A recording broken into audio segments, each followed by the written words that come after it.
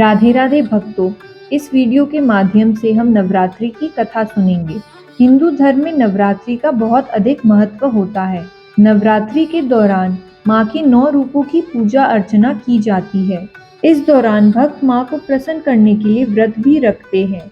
नवरात्रि व्रत के दौरान व्रत कथा का पाठ करने का बहुत अधिक महत्व होता है।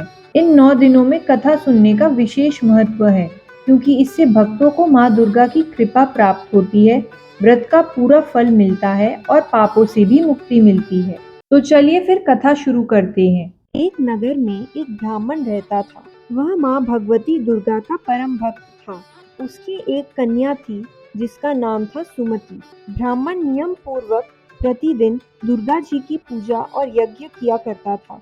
सुमति अर्थात ब्राह्मण की बेटी भी प्रतिदिन इस पूजा में भाग लिया करती थी। एक दिन सुमति खेलने में व्यस्त होने के कारण भगवती पूजा में शामिल नहीं हो सकी। यह देख उसके पिता को क्रोध आ गया और क्रोधवश उसके पिता ने कहा कि वह उसका विवाह किसी दरिद्र और कोढ़ी से करेगा। पिता की बातें सुनकर बेटी को बड़ा दुख हुआ और उसने पिता के द्वारा क्रोध में कही गई बातों को सहर्ष स्वीकार लिया। कई बार प्रयास करने से भी भाग्य का लिखा नहीं बदलता है।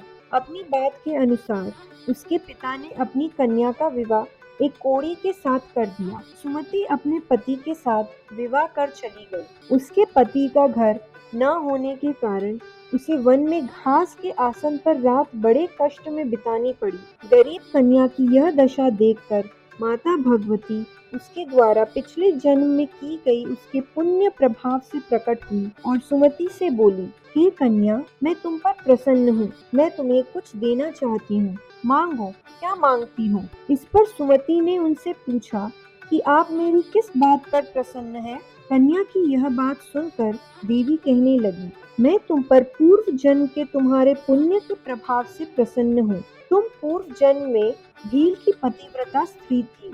एक दिन तुम्हारे पति भील द्वारा चोरी करने के कारण तुम दोनों को सिपाहियों ने पकड़कर जेल खाने में कैद कर दिया था।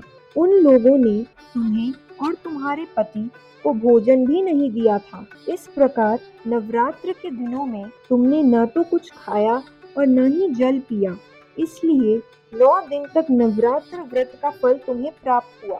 हे ब्राह्मणी, उन दिनों अनजाने में जो व्रत हुआ, उस व्रत के प्रभाव से प्रसन्न होकर आज मैं तुम्हें मनोवांछित वरदान दे रही हूँ। कन्या बोली कि अगर आप मुझ पर प्रसन्न हैं, तो कृपा करके मेरी पति का कोढ़ दूर कर दीजिए। माता ने कन्या की यह इच्छा शीघ्र पूरी कर दी। उसके पति का शरीर माता भगवती की कृपा से रोगहीन हो गया। जिस प्रकार माता भगवती ने कन्या की मांग पूरी कर दी, उसी प्रकार माता भगवती सभी की इच्छाओं को पूरा कर दी। बोलो माता भगवती की जय।